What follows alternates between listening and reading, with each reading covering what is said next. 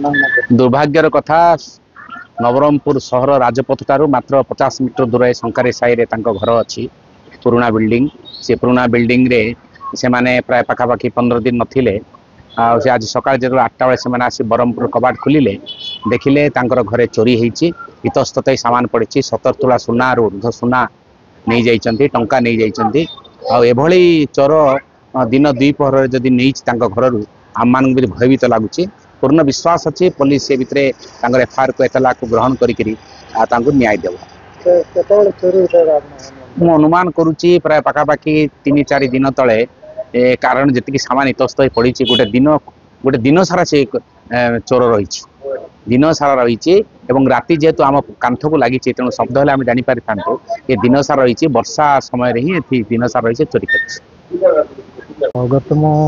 18 दिन हम बाहर थी आज सका फेरली फेरिकी जो कबाट खोलिक भितर गला बेलू इनर कबाट जाक सब जाक खोला अच्छे चाबी जाक काढ़ी पकई तले बेरुआ लकटा भांगी देते लकटा भितर गोल्ड गुड़ा पैसा किसी बहुत नाला 2-3 हजार टका थी पुलिस पुलिस को फर्स्ट इनफॉर्मेशन कौन कले पुलिस आसिले संगे संगे काम कले